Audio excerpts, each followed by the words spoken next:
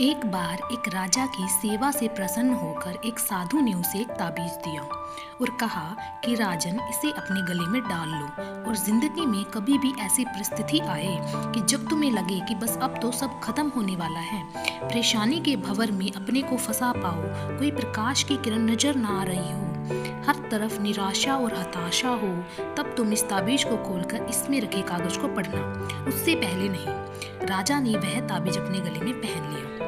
एक बार राजा अपने सैनिकों के साथ शिकार करने घने जंगल में गया। एक शेर का पीछा करते करते राजा अपने सैनिकों से अलग हो गया और दुश्मन राजा की सीमा में प्रवेश कर गया। घना जंगल और सांझ का समय, तभी कुछ दुश्मन सैनिकों के घोड़े की टापों की आवाज राजा को आई और उसने भी अपने घोड़े को ऐड़ लगाई।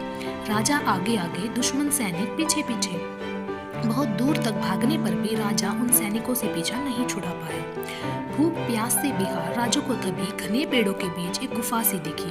उसने तुरंत श्रम और घोड़े को उस गुफा की आड़ में छुपा लिया और सांस रोककर बैठ गया। दुश्मन के घोड़ों की पैरों की आवाज भी धीरे धीरे पास आने लगी। दुश्मनों से घिरे हुए अकेले राजा को अपना अंत नजर आने लगा। उसे लगा कि बस कुछ ही क्षणों में दुश्मन उसे पकड़कर मौत के घाट उतार देंगे। वो जिंदगी से निराश हो ही गया था कि उसको हाथ अपने ताबीज पर गया और उसे साधु की बात याद आ गई। उसने तुरंत ताबीज को खोलकर कागज को बाहर निकाला और पढ़ा। उस पर्ची पर लिखा था, यह भी कट जाएगा। राजा को अचानक ही जैसे घोर अंधकार में एक ज्योति की किरण दिखी। डूबते को जैसे कोई सहारा मिला।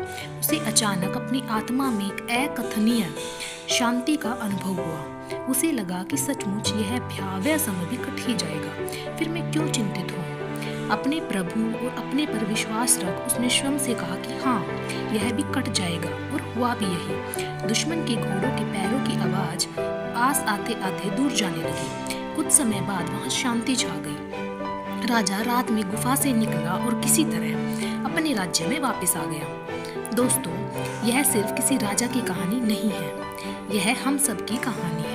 हम सभी परिस्थिति, काम, तनाव के दबाव में इतने जकड़ जाते हैं कि हमें कुछ सूझता ही नहीं है। हमारा डर हम पर हावी होने लगता है। कोई रास्ता, समाधान दूर दूर तक नजर नहीं आता। लगने लगता है कि बस अब सब खत्म है ना।